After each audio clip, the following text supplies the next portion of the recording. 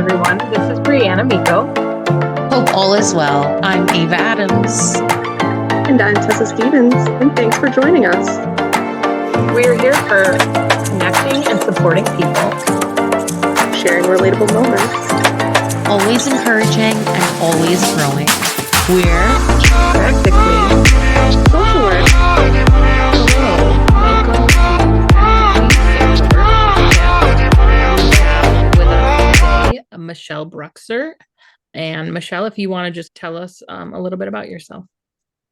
Hello. So yes, my name is Michelle. I'm the founder of MSW Helper, which is a resource hub for people who are applying to their Master of Social Work. So we support people by providing resources on writing the personal statement, including like webinars and blog posts. And we also offer editing services.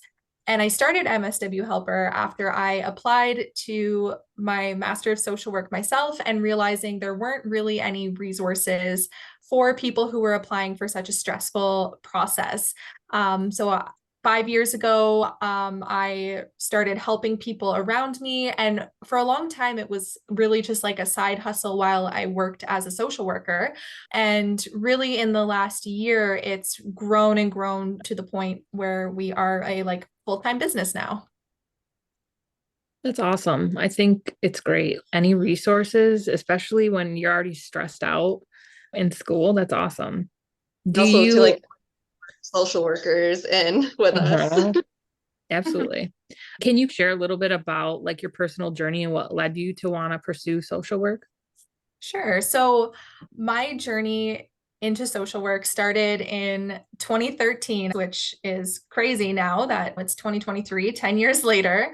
So that was what I pursued after high school. I knew I wanted to get my Bachelor of Social Work and eventually get my master's.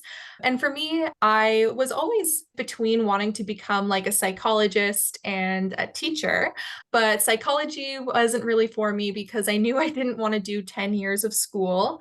And when it came to teaching, I actually realized that teaching probably wasn't for me. When I was working at a summer camp, which I was just talking about, after high school, I worked at a summer camp and I realized that I really liked working one-on-one with the kids that needed some extra support as opposed to leading the whole group. So that's when I realized that social work was probably more for me than being a teacher. And yeah, over the years, I've definitely aligned with really the values of the profession. And yeah, I'm really glad that I picked social work as a career. We're glad you did too, because it's a great career. Absolutely. So what really was the biggest motivator for you to start specializing in just helping with MSW applicants with their personal statements for grad school? Like, I know you talked about it a little bit, but what was the big one for you? Yeah, so it was not really something that I set out to do. It started because I saw an opportunity to start helping peers and friends and people around me. Then I actually started MSW Helper, like what it is today. It actually started out as a resume editing service. And I posted on Kijiji, which is the Canadian version of Craigslist. And I would literally meet anybody in my city in public libraries and help them with their resumes. And at the same time, that's when I started helping people with personal statements.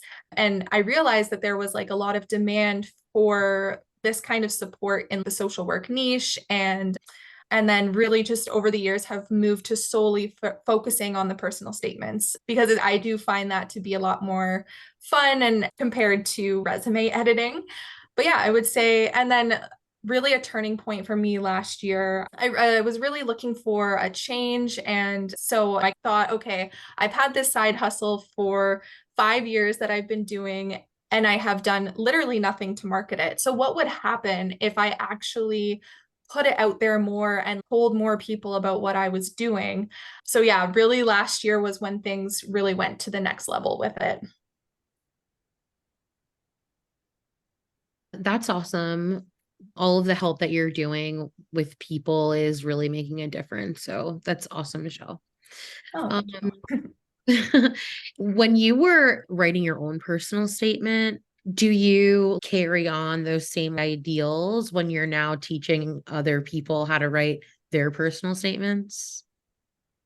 Yeah, for sure. Yeah. So that's, I guess, another really important thing is I've always been a very strong writer. And I actually made a post on Instagram about this just last week that I felt that I had a little bit of a competitive advantage as an applicant because I was such a strong writer. So I was really able to market myself, even though I didn't have a ton of experience with my personal statement. So that's something that I strive to do when I work with people is basically use my gifts for good, right?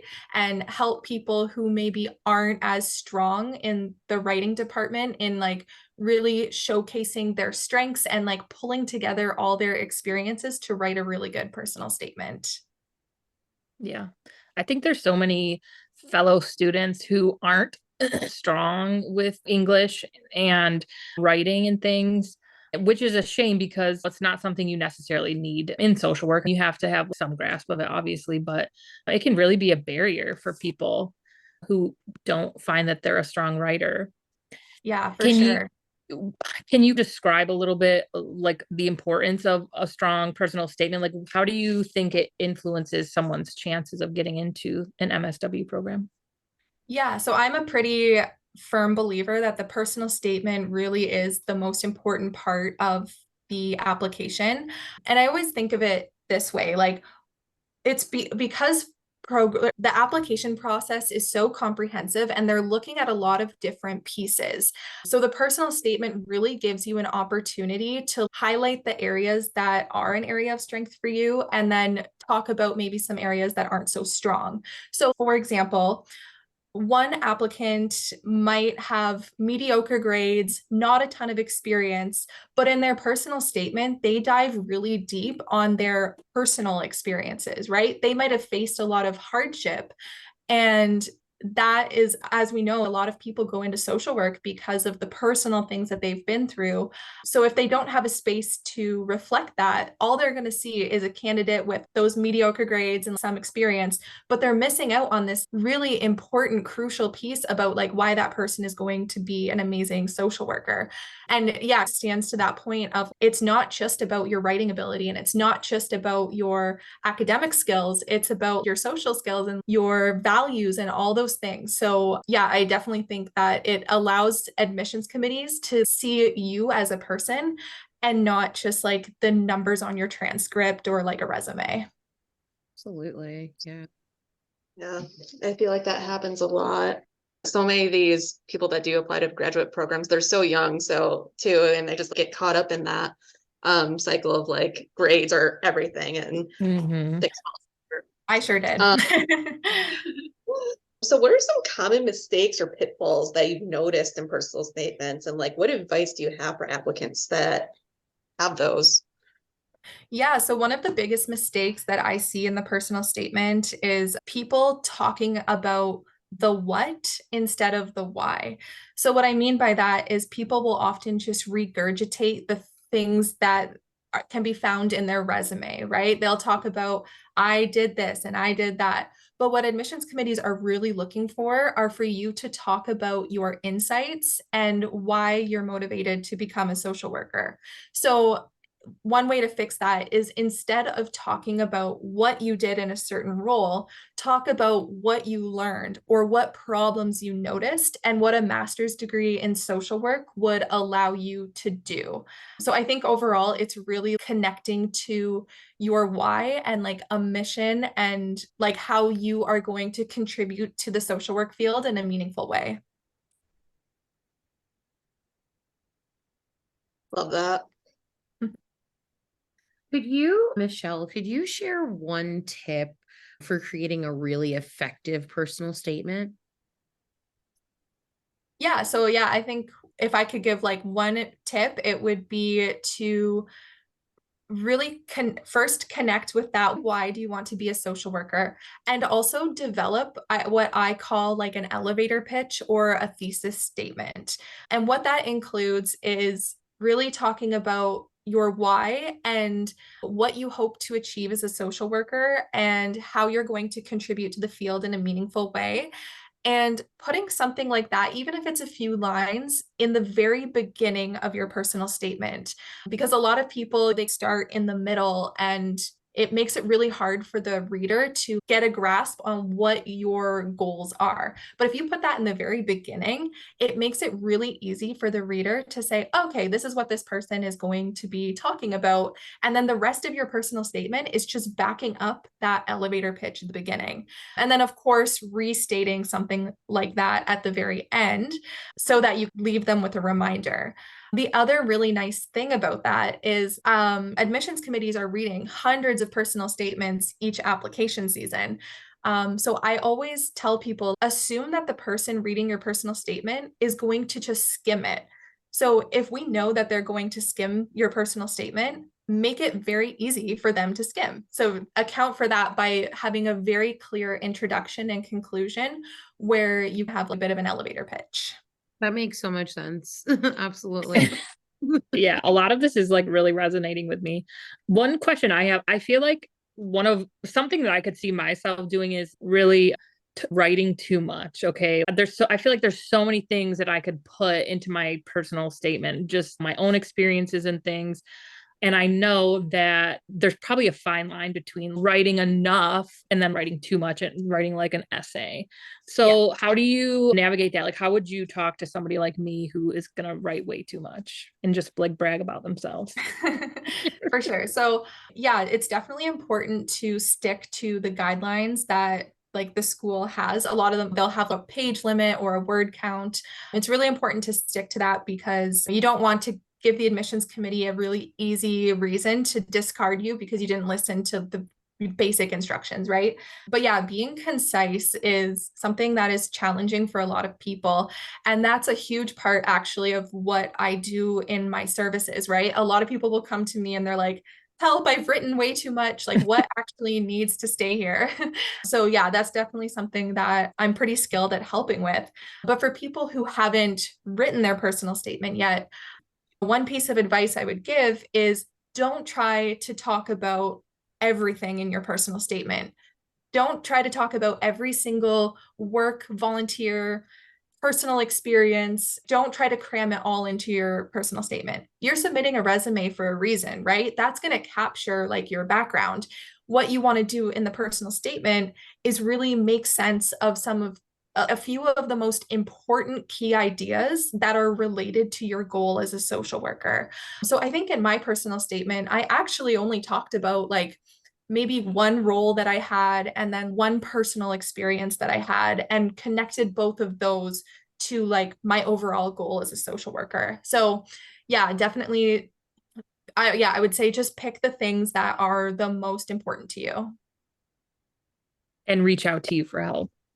Absolutely. For sure.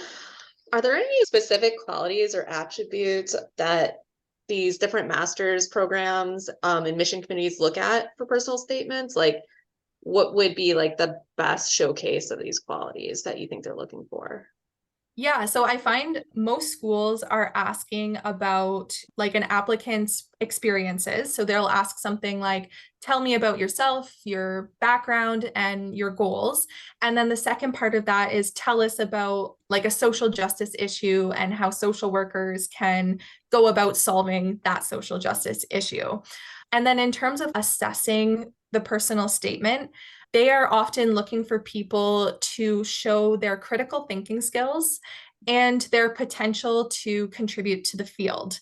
So, how I usually recommend people go about answering those two questions is to have a connection between the two. And the reason for that is that it's going to show those critical thinking skills and potential contribution to the field. So, say in part one, where they're asking about you and your goals, you might talk about how you worked in a child welfare setting and you had an insight or you learned something about a problem within the child welfare sector, and so that motivated you to get a master's of social work so that you can go about solving that issue. Then in the social justice issue part of the question, you're going to want to talk about something that is related to that issue directly, right? I see a lot of people make the mistake of saying, I want to work with kids, that's my goal. And then they talk about a social justice issue that has absolutely nothing to do with their goals. And I think that's just missing a huge opportunity to show the reader your critical thinking skills, contribution to the field, and like your research skills. So yeah, I think that like creating that connection between the different questions is something that can really help you stand out.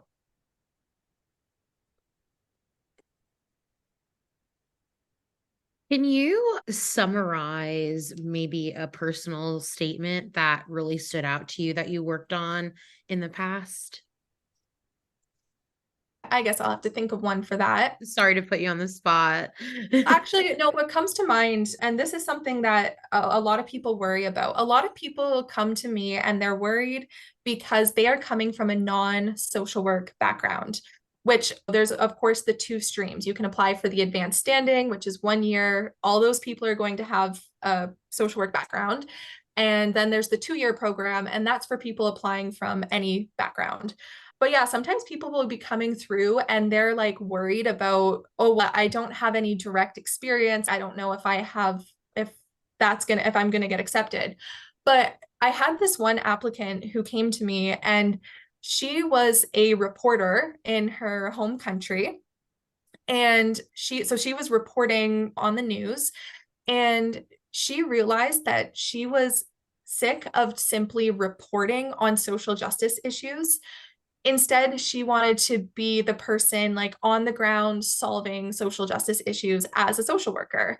So at the surface level, she technically doesn't have any direct experience, but she was able to show the admissions committee that she had a different perspective that she was going to be able to offer.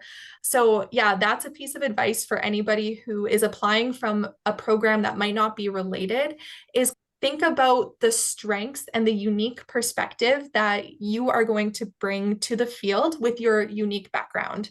So yeah. That's That's awesome. awesome. A Yeah. completely different perspective. Thank you so much. Can you think of any like myths or like misconceptions that people might have about writing their personal statements? Yeah, I guess the biggest misconception I would say is what I was saying earlier about basically regurgitating the resume. And really, that's something that we want to avoid when writing the personal statement. It's really about going a lot deeper than that, right? Yeah, I think that's all I can really think of for that one. So we're getting into the part about working with you now, but is there any specific criteria or prereqs needed for working with you? Do listeners need to be in a certain stage in their application process, or are you able to work with them from the beginning? Yeah, definitely. Whatever stage people are at, that's like a huge value that we have at MSW Helper is meeting everybody where they're at. So you could be at the very rough draft and be completely lost, and we have ways to support you. And you could be like ready to submit it tomorrow and need it back tomorrow, and we have options for you as well. So yeah, the best way would be to check out the MSW Helper website and see all the options that are there.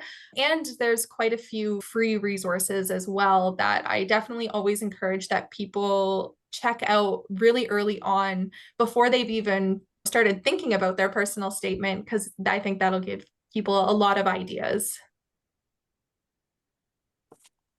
That's good to know. Free resources on the MSW Helper website. Good to know. Okay. Do you offer any consultation packages or options for potential clients? People that are getting ready to work with you? Yeah, so I do have like a writing workshop that people can take. And basically, what it is, I was getting a lot of requests from people for help writing the personal statement. Whereas before, I was only offering editing services. And I always shied away from it because I didn't know really, I always want to make sure that my services are ethical and I'm not even crossing into the territory of writing a personal statement for somebody. So I created the writing workshop as an option for people who need a little bit of support with the actual writing process. And what I've done is I've recorded a series of like modules and put together some worksheets and different things where I basically teach people everything that I know about writing a strong personal statement in depth. And by the end of it, people will basically have their rough draft done. Wow. Perfect. So I'm a little interested about these workshops and whatnot. How often do you offer these and what do they look like? Yeah, so they're definitely seasonal. I don't run them in the summer when things aren't busy as of right now, just because there's just not as many people interested. But right at the time of this recording, I do have some workshops planned for every single Tuesday at noon Eastern time. And I'm just going to be hopping on every Tuesday for an hour. And I have a little bit of a webinar piece that I'm going to be doing. And then I'm going to be reserving a lot of time for Q&A. So that's really going to be people's time to just hop on and chat with me about their personal statements. Yeah, I really want it to be a space for people to come and get any questions that they have answered. And then other times of the year when I'm not hosting the live webinars, I do have on-demand webinars as well that people can register for, so that even if it's not live, like you can still get that information. That's awesome. I'm sorry. Yes, but To everybody. yeah, right. Nobody has an excuse not to catch these webinars. Seriously, every Tuesday. So let's say I was your client, what does it look like? Do you have like online consultations? Is it one-on-one? I know you spoke about your workshops and webinars, but what does that kind of look like? Yeah, so everything is done by email. So there's no need for any kind of consultation. How it works is when you submit your order for personal statement editing, you're going to simply email your personal statement to me, and then I'll get it back to you within the time frame that you select. So whether it's 5 days is the standard time, and then I also offer 24-hour delivery as well. So yeah, everything is done over email. And then of course, if people have questions about the feedback, like it's a collaborative thing, like people are definitely welcome to email me, and we're able to resolve any confusion or whatever about the personal statements. And as far as the editing itself goes, I actually make no edits to the document. Everything happens in I make comments on like in Microsoft Word. And so I will just highlight things and either make suggestions or point out grammar and spelling errors and that kind of stuff.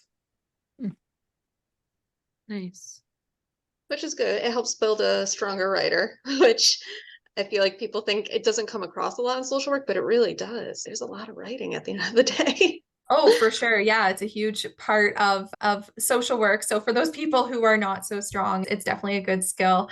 And I think too, it's really important for me to really help people feel empowered in writing their personal statement. I want people to walk away feeling I know exactly what my next steps are, and I know that my personal statement is going to be so much better after I make these changes that Michelle suggested. Yeah.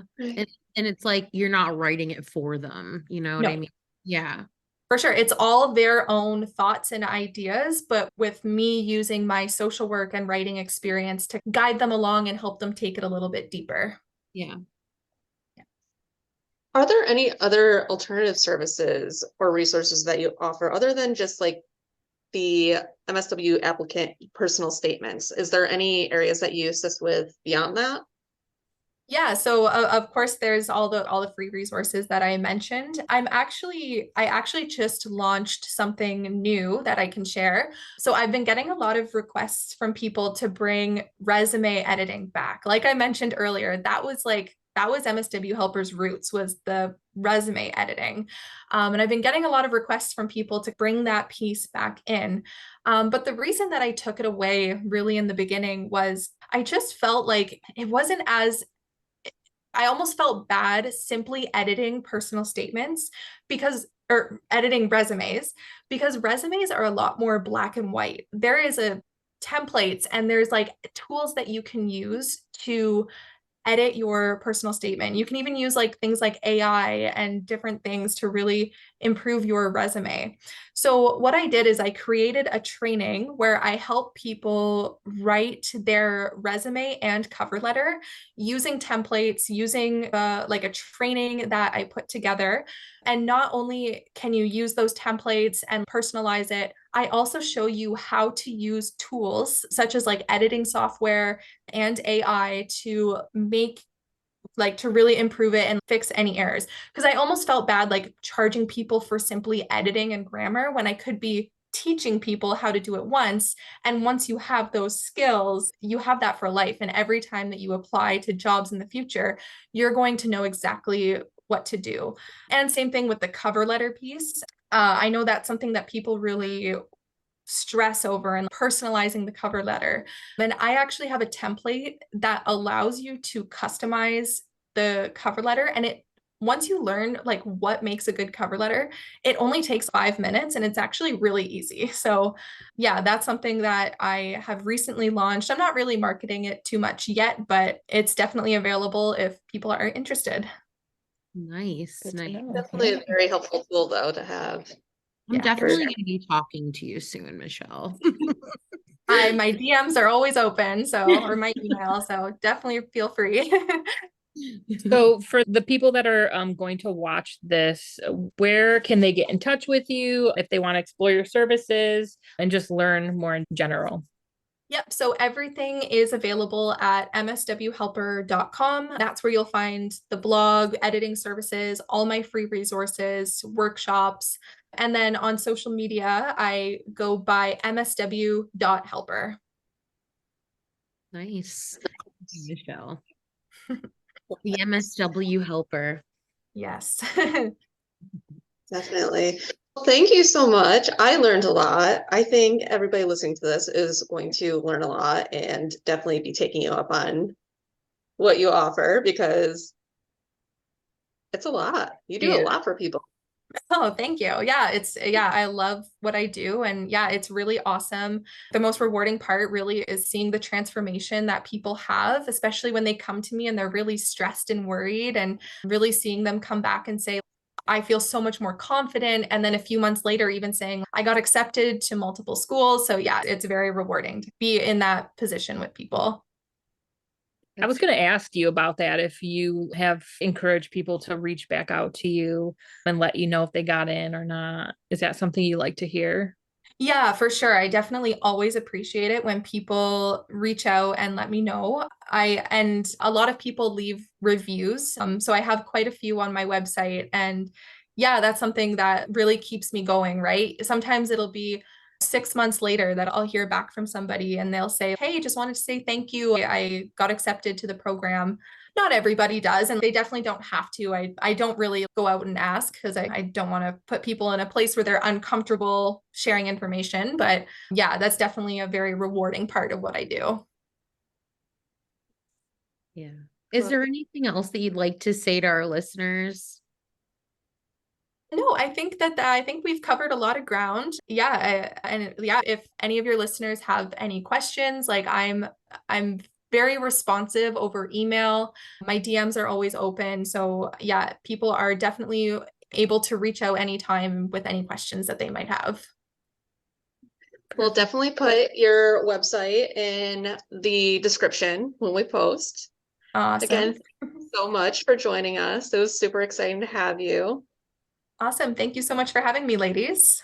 Thank you. That was practically social work. Woo. Awesome. Before we depart for the day, we want to remind you that if you have topics you would like to hear about or just have general comments, feel free to reach out and submit those. Or if you have a topic you want to discuss with us here, reach out. We are always welcoming of making new connections. Our site is linked below, but please check out our TikTok or Instagram and subscribe to our YouTube. Talk to you later, everyone, and thanks for listening. And remember, take care of your future. Take care of each other. Take care of yourself.